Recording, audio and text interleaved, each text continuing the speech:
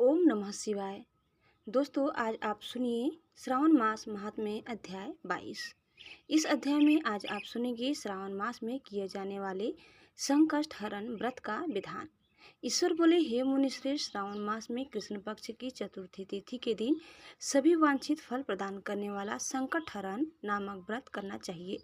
सनत कुमार बोले, किस विधि से यह व्रत किया जाता है, इस व्रत में क्या करना चाहिए, किस देवता का पूजन करना चाहिए और इसका उद्यापन कब करना चाहिए, उसके विषय में मुझे विस्तार पूर्वक बताइए। ईश्वर बोले, चतुर्थी के दिन प्रातः उठकर दंत धावन करके इस संकष्ट हरण नामक शुभ व्रत को करने के लिए यह संकल्प ग्रहण करना चाहिए। हे देवेश, आज मैं चंद्रमा के उदय होने तक निराहार रहूंगा और रात्रि में आपकी पूजा करके भोजन करूंगा। संकट से मेरा उद्धार कीजिए। हे ब्रह्मपुत्र, इस प्रकार संकल्प करके शुभ काले तिलों से युक्त जल से स्नान करके समस्त आहिक कृत्य संपन्न करने के बाद गणपति की पूजा करनी चाहिए। बुद्धिमान को चाहिए कि 3 मास से अथवा उसके आधे परिणाम अथवा 1 मास से सुवर्ण से अथवा अपनी शक्ति के अनुसार स्वर्ण की प्रतिमा बनाए। स्वर्ण के अभाव में चांदी अथवा तांबे की ही प्रतिमा सुखपूर्वक बनाए। यदि निर्धन हो तो वह मिट्टी की भी सुप्रतिमा बना ले, किंतु इसमें वित्त पाठ्य ना करे, क्योंकि ऐसा करने पर कार्य नष्ट हो जाता है।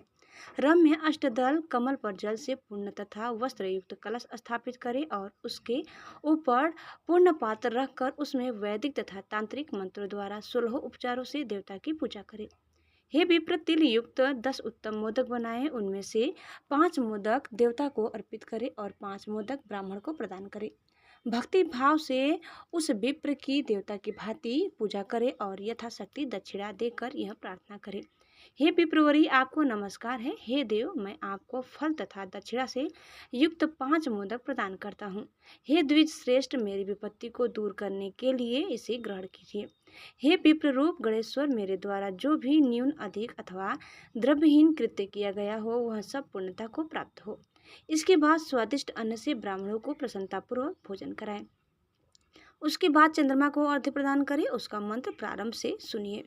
हे क्षीर सागर से प्रादुर्भूत, हे सुधारूप, हे निशाकर, हे गणेश की प्रीति को बढ़ाने वाले, मेरे द्वारा किए गए अर्घ्य को ग्रहण कीजिए। इस विधान के करने पर गणेश्वर प्रसन्न होते हैं और वांछित फल प्रदान करते हैं। अतः इस व्रत को अवश्य करना चाहिए। इस व्रत का अनुष्ठान करने से विद्यार्थी विद्या प्राप्त करता है, धन चाहने वाला धन पा जाता है, पुत्र की अभिलाषा रखने वाला पुत्र प्राप्त करता है, मोक्ष चाहने वाला उत्तम गति प्राप्त करता है, कार्य की सिद्धि चाहने वाले का कार्य सिद्ध हो जाता है और रोगी रोग से मुक्त हो जाता है। विपत्तियों में पड़े हुए व्याकुल चित्त वाले, चिंता से ग्रस्त मन वाले तथा जिन्हें अपने स्नेहीजनों का वियोग हो गया हो, उन मनुष्यों का दुख दूर हो जाता है। यह व्रत मनुष्यों के सभी कष्टों का निवारण करने वाला, उन्हें सभी अभिष्ट फल प्रदान करने वाला, पुत्र पौत्र आदि देने वाला तथा सभी प्रकार की संपत्ति प्रदान कराने वाला है। ओम नमो हिरण्मयाय मदमोदिताय संकष्ट निवारण स्वाहा को बोलना चाहिए। बुद्धिमान व्यक्ति को चाहिए कि इंद्र आदि लोकपालों की सभी दिशाओं में पूजा करे। अब मैं मोदकों की दूसरी विधि आपको बताता हूँ। पके हुए मूंग तथा तिलों से युक्त घी में पकाए गए तथा गरी के छोटे छोटे टुकड़ों से मिश्रित मोदक गणेश जी को अर्पित करें। उसके बाद दुर्वा के अंकुर लेकर इन नाम पदों से पृथक पृथक गणेश जी की पूजा करें। उन नामों को मुझसे सुनिए। हे गणाधीप, हे उमापुत्र, हे अघनासन, हे एकदंत, हे इववक्त्र, हे मूषक वाहन, हे विनायक, हे ईशपुत्र, हे सर्वसिद्धि प्रदायक, हे विघ्नराज, हे स्कंददूरो, हे सर्व संकष्ट नाशन, हे लंबोदर, हे गणाध्यक्ष, हे गौरिया गलम संभव, हे धूमकेतु, हे भालचंद्र, हे सिंधुरासुर मर्दन, हे विद्या निधान, हे विगत, हे शूर्पकर्ण, आपको नमस्कार है। इस प्रकार इन 21 नामों से गणेश जी की पूजा करें। उसके बाद भक्ति से नम्र होकर प्रसन्न बुद्धि से गणेश देवता से इस प्रकार प्रार्थना करें। हे विघ्नराज, आपको नमस्कार है। हे उमापुत्र, हे अघनासन, जिस उद्देश्य से मैंने यथाशक्ति आज आपका पूजन किया है, उससे प्रसन्न होकर शीघ्र ही मेरे हृदय स्थित मनोरथों को पूर्ण कीजिए। हे प्रभु, मेरे समक्ष उपस्थित विविध प्रकार के समस्त विघ्नों का नाश कीजिए। मैं यहाँ सभी कार्य आपकी ही कृपा से करता हूँ। मेरे शत्रुओं की बुद्धि का नाश कीजिए तथा मित्रों की उन्नति कीजिए। इसके बाद 108 आहुति देकर होम करें। उसके बाद व्रत की संपूर्णता के लिए मोदकों का वायन प्रदान करें। उस समय यह कहे, गणेश जी की प्रसन्नता के लिए मैं 7 लड्डुओं तथा मोदकों का वायन फल सहित ब्राह्मणों को प्रदान करता हूँ।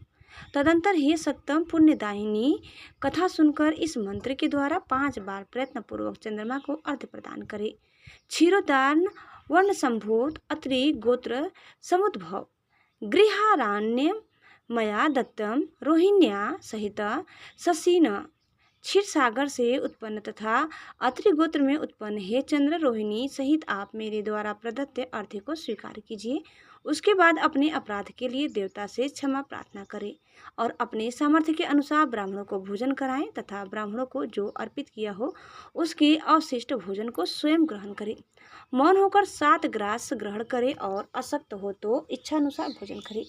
इसी प्रकार 3 मास अथवा 4 मास तक विधान पूर्वक इस व्रत को करें। उसके बाद बुद्धिमान को चाहिए कि 5वें महीने में उद्यापन करे। उद्यापन के लिए बुद्धिमान को अपने सामर्थ्य के अनुसार स्वर्णमयी गणेश प्रतिमा बनानी चाहिए। उसके बाद उस भक्ति संपन्न मनुष्य को पूर्वोक्त विधान से चंदन सुगंधित द्रव्य तथा अनेक प्रकार के सुंदर पुष्पों से पूजा करनी चाहिए और एकाग्रचित होकर नारिकेल फल से अर्घ्य प्रदान करना चाहिए। पायस से युक्त सूप में फल रखकर और उसे लाल वस्त्र से लपेटकर यह वायन भक्त ब्राह्मण को प्रदान करे। साथ ही स्वर्ण की गणपति की प्रतिमा भी दक्षिणा सहित उन्हें दे। व्रत की पूर्णता के लिए 1 आढ़त तिल का दान करें। उसके बाद विघ्नेश प्रसन्न हो ऐसा कहकर देवता से क्षमा प्रार्थना करें।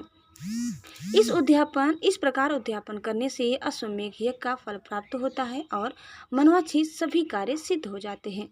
हे सत्तम, पूर्व कल्प में स्कंद कुमार के चले जाने पर पार्वती ने मेरी आज्ञा से 4 महीने तक इस व्रत को किया था। तब 5वें महीने में पार्वती ने कार्तिकेय को प्राप्त किया था। समुद्र पान के समय अगस्त जी ने इस व्रत को किया था और 3 माह में विघ्नेश्वर की कृपा से उन्होंने सिद्धि प्राप्त कर ली। हे विपेंद्र राजा, नल के लिए दमयंती ने 6 महीने तक इस व्रत को किया था। तब नल को खोजती हुई दमयंती को वे मिल गए थे। जब चित्रलेखा अनिरुद्ध को बाणासुर के नगर में ले गई थी तब वह कहाँ गया और उसे कौन ले गया, यह सोचकर प्रद्युम्न व्याकुल हो गए। उस समय प्रद्युम्न को पुत्र शोक से पीड़ित देखकर रुक्मणी ने प्रेम पूर्वक उससे कहा, हे पुत्र, जो व्रत मैंने अपने घर में किया था उसे मैं बताती हूँ, इसे ध्यानपूर्वक सुनो। बहुत समय पहले जब राक्षस तुम्हें उठा ले गया था तब तुम्हारे वियोग जन्य दुख के कारण मेरा हृदय विदीर्ण हो गया था। मैं सोचती थी कि मैं अपने पुत्र का अति सुंदर मुख कब देखूंगी। उस समय अन्य स्त्रियों के पुत्रों को देखकर मेरा हृदय विदीर्ण हो जाता था कि कहीं अवस्था साम्य से यह मेरा ही पुत्र तो नहीं। इसी चिंता में व्याकुल हुए मेरे अनेक वर्ष व्यतीत हो गए। तब दैव योग से लोमस मुनि मेरे घर आ गए। उन्होंने सभी चिंताओं को दूर करने वाला संकट चतुर्थी का व्रत मुझे विधिपूर्वक बताया और मैंने 4 महीने तक इसे किया। उसी के प्रभाव से तुम सम्रासुर को युद्ध में मारकर आ गए थे। अतः हे पुत्र, इस व्रत की विधि जानकर तुम भी इसे करो, उससे तुम्हें अपने पुत्र का पता चल जाएगा।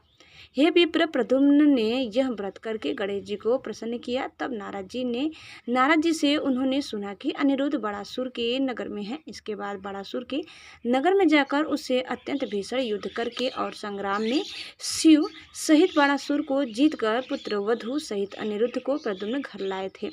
हे मुने, इसी प्रकार अन्य देवता तथा असुरों ने भी विघ्नेश की प्रसन्नता के लिए यह व्रत किया था। हे सनत कुमार, इस व्रत के समान सभी सिद्धियां देने वाला इस लोक में कोई भी व्रत, तप, दान और तीर्थ नहीं है। बहुत कहने से क्या लाभ, इसके तुल्य कार्य सिद्धि करने वाला दूसरा कुछ भी नहीं है। अभक्त, नास्तिक तथा शठ को इस व्रत का उपदेश नहीं करना चाहिए, अपितु पुत्र, शिष्य, श्रद्धालु तथा सज्जन को इसका उपदेश करना चाहिए। हे विप्र से, हे धर्मिष्ठ, हे विधिनंदन, तुम मेरे प्रिय हो तथा लोकोपकार करने वाले हो, अतः मैंने तुम्हारे लिए इस व्रत का उपदेश किया है। श्री स्कंद पुराण के अंतर्गत ईश्वर सनत कुमार संवाद में श्रावण मास महात्म्य में चतुर्थी व्रत कथन नामक 22वां अध्याय पूर्ण हुआ। उम्मीद करते हैं कि आपको हमारी आज की यह कथा जरूर पसंद आई होगी। कैसी लगी कमेंट करके बताइए। चैनल में नए हैं तो प्लीज़ लाइक शेयर और सब्सक्राइब करना न भूलें।